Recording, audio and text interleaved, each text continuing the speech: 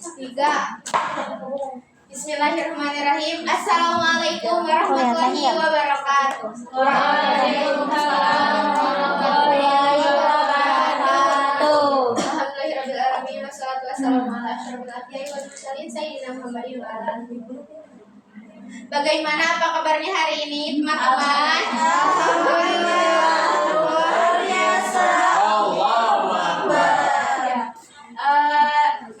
Berdiri. Saya di sini akan mempresentasikan Quran surat Al-Ahzab.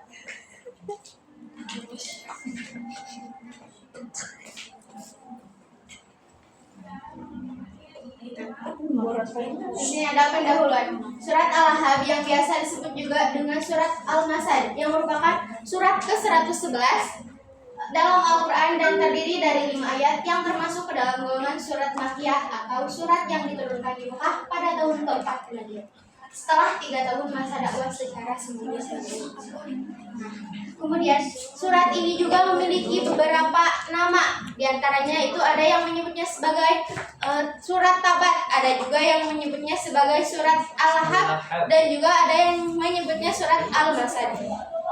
Nah, dimana berdasarkan urutan turunnya wahyu, surat Al-Ahzab ini merupakan surat ke-6 yang diturunkan setelah surat Al-Fatihah dan sebelum surat At-Takfir.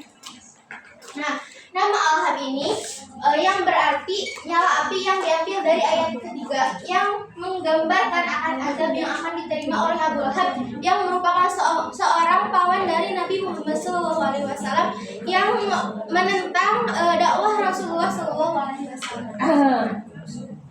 Surat Al-Ahzab ini memiliki makna yang penting, di mana surat ini mengajarkan bahwa kedudukan, kekayaan, dan keturunan tidak dapat menyelamatkan seseorang dari azab Allah.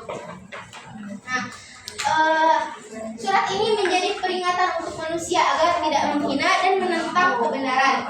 Kemudian juga mengingatkan tentang pentingnya keikhlasan dan keteguhan ketika kita sedang berdakwah di jalan Allah Subhanahu wa taala. Selanjutnya di sini ada teks dan terjemahan ayat.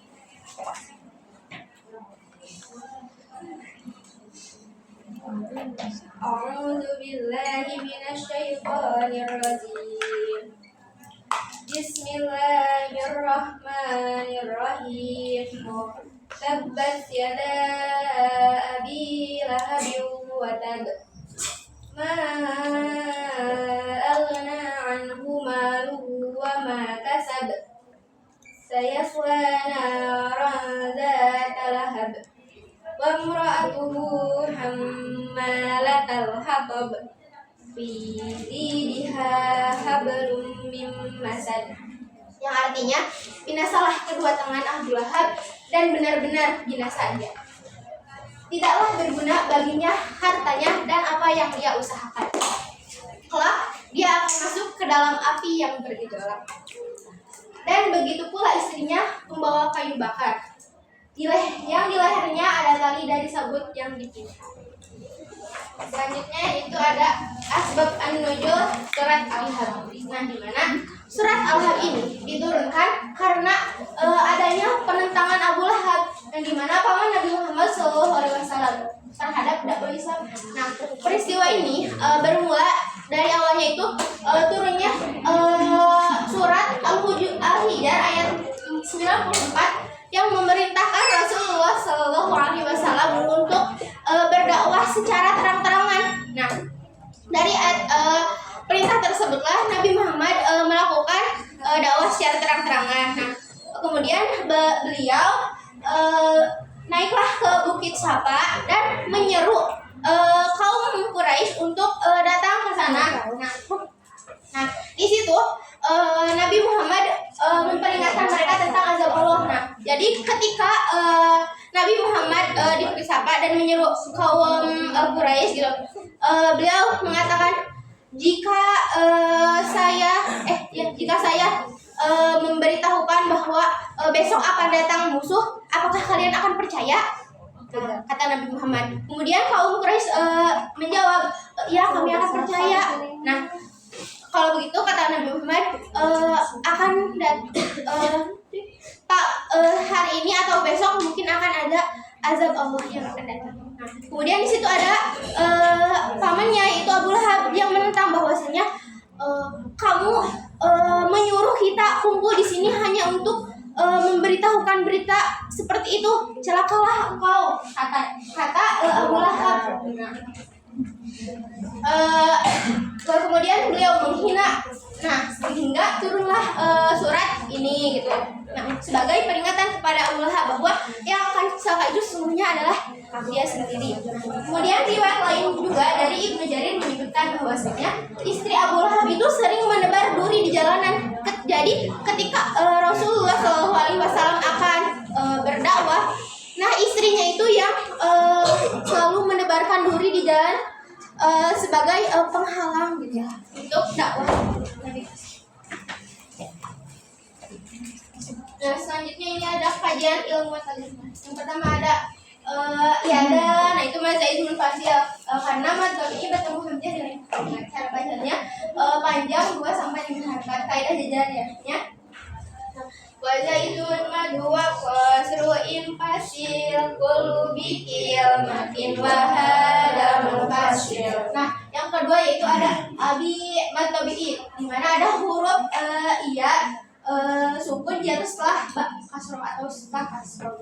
Cara bacanya itu panjang 2 harakat. Nah, kaidah jajarnya yaitu wal madu asliyun wa far'iyun lahu wa sami'a wa lam tabi'iyan lahu wa la tawaqqafu lahu ala sabab wa la bidunihil huruf. Nah, yang ketiga itu ada lahabiu. Nah, itu kan ada tasydid, itu guna ada wawu bertasydid. Dibacanya dengan dengung dari tan sepanjang 1 alif atau 2 harakat. Kaidah jajarnya yaitu wa guna mimma sumanun sudida wa samikul harfa gunnatin badal. Nah, selanjutnya itu ada elaborasi isi kandungan ayat, di mana pada ayat pertama lafaz tabas ini memiliki arti kesinambungan dalam kerugian atau dapat dimaknai sebagai celaka, binasa dan tercela. Sedangkan kata yada itu yang berarti tangan, di mana para ulama itu ada berbeda pendapat tentang yada itu. Ada yang menyebutkan bahwasanya yada yang artinya tangan ini, ada yang mengatakan itu merupakan perbuatan yang dilakukan oleh Abu Lahab gitu. Nah, kemudian menurut At-Tabari, ayat ke-1 ini menunjukkan bahwasanya kebinasaan Abu Lahab itu bukan hanya doa, tetapi kenyataan yang akan terjadi.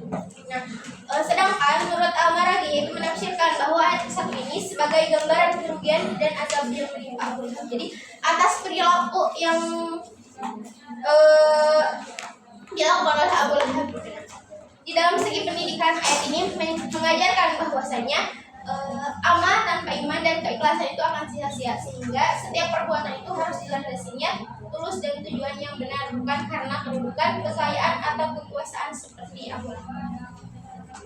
Kemudian ayat kedua yaitu yang tidaklah berguna baginya hartanya dan apa yang dia usahakan. Nah,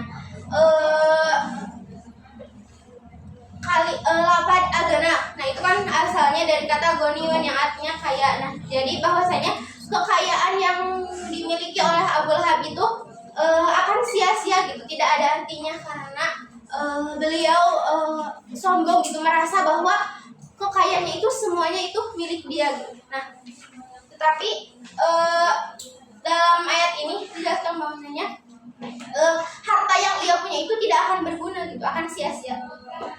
Dan apa yang dia usahakan, maksudnya apa yang dia usahakan itu kayak termasuk juga kayak anaknya itu. Nah, anaknya juga dari situ kan apa yang telah dia usahakan.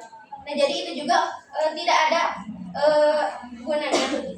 Nah, terus juga Al-Maraghi menafsirkan bahwasanya segala sesuatu yang diusahakan manusia di dunia, baik itu berupa harta, pekerjaan, ataupun kekuasaan, tidak akan berguna apabila digunakan untuk memusuhi Rasulullah SAW.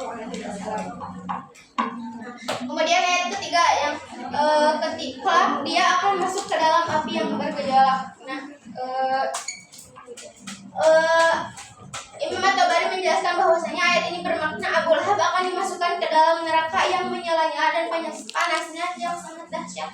Dimana saya setelah itu yang artinya yang menyala. Nah, kemudian ada kalimat data lahab, yaitu yang menunjukkan kepada Abu Lahab yang memiliki julukan, kan lahab itu yang artinya api yang menyala, di mana api yang menyala tersebut api yang menyala, orang yang menyala, di mana menyala tersebut yaitu karena azabnya nanti, menyalanya itu karena api. Nah, kemudian ayat Al-Marji juga menafsirkan bahwasanya Abu Lahab akan merasakan panasnya api neraka karena menentang dan menghalangi agama Allah.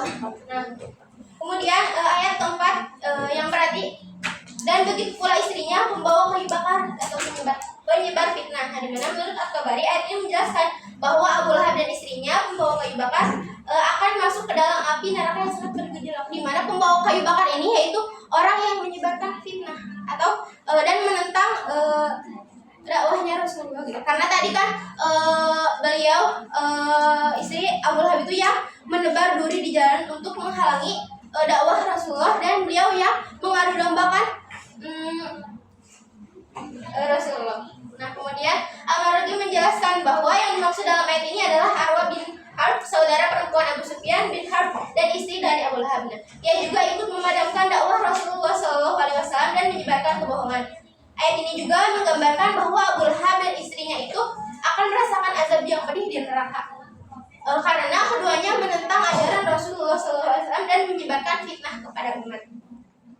Selanjutnya ayat yang kelima yaitu Fiji dihabul masa, di lehernya ada tali dari sabut yang spiral, di mana At-Tabari menjelaskan sebuah riwayat diceritakan kepadaku dari Al-Husain, dia berkata mengenai ayat kelima yang maksudnya adalah tali dari pohon, yaitu tali untuk bahan bakar. Sedangkan menurut Al-Marji ayat ini maksudnya di lehernya ada tali yang disumbat dengan tali yang paling kencang. Mustafa Al-Marji menjelaskan Allah menggambarkan orang yang membawa seikat duri dan mengikatnya di tubuhnya, jadi sebagai duri bagi dirinya sendiri. Nah, ayat kelima ini menegaskan bahwa keduanya akan mendapatkan balasan setimpal atas perbuatannya. Hal ini menjadi peringatan bahwa setiap tindakan buruk akan mendapatkan ganjaran dan sebaliknya. Nah, metodologi pembelajarannya ini yang pertama ada tujuan pembelajaran, di mana siswa dapat membaca surat Al-Lahab dengan baik dan benar atau tartil.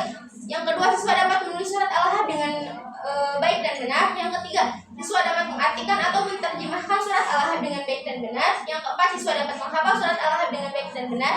Dan yang kelima, siswa dapat menjelaskan isi kandungan surat Al-Lahab dengan baik dan benar. Nah, kemudian pendekatan pembelajarannya yaitu ada pendekatan kontekstual, yaitu yang mengaitkan dengan kehidupan sehari-hari. Yang kedua ada pendekatan talaki. Yang ketiga ada tafsir dan tadabbur. Yang keempat ada pendekatan pembiasaan. Selanjutnya ada metode pembelajaran. Metode pembelajaran yang dapat digunakan untuk pembelajaran surat Al-Lahab ini, yang pertama ada metode drill atau latihan secara berulang-ulang. Kemudian yang kedua ada metode ceramah. Yang ketiga ada metode resitasi atau penugasan, di mana guru memberikan sebuah tugas kepada muridnya seperti menulis surat Al-Lahab di rumah atau lain-lain. Yang keempat yaitu ada storytelling. Selanjutnya ada media pembelajarannya, yaitu ada media audio yang bisa digunakan dengan rekaman HP atau komputer video. Yang kedua ada media visual, yaitu menggunakan mushaf berwarna khusus untuk menghafal, video pembelajaran Al-Quran, gambar atau poster. Yang ketiga yaitu audio visual, seperti video animasi tentang asbabun nuzul surat Al-Lahab. Yang keempat ada media digital atau interaktif, seperti PowerPoint atau aplikasi. Nah, yang kelima ada media cetak LKS atau mode pembelajaran. Nah, sumber belajarnya yaitu Al-Quran, buku hadis atau riwayat dari Nabi, kitab tafsir dan lain-lain. Yang terakhir ada evaluasi pembelajaran. Ini ada evaluasi pembelajaran yang dilakukan dengan tes lisan, dan yang kedua ada dengan tes tulisan sesuai dengan apa yang ingin kita tuju. Misalnya jika kita ingin mengetahui apakah tulisannya itu sudah baik atau belum, berarti kita melakukan dengan tes tulisan. Jika kita ingin mengetahui hafalannya, yaitu kita bisa melakukan dengan tes tulisan. Tes lisan. Nah, sini ada kesimpulan. Surat Al-Lahab merupakan surat ke-111 yang terdiri dari 5 ayat dan termasuk golongan surat Makkiyah yang diturunkan di Mekah pada tahun tempat ya. Surat ini turun sebagai peringatan atas permusuhan Abu Lahab terhadap dakwah Nabi Muhammad SAW dan menegaskan bahwa setiap keangkuhan dan akan berakhir dengan kehinaan. Mungkin hanya itu yang dapat saya sampaikan. Kurang dan lebihnya mohon maaf. Wassalamualaikum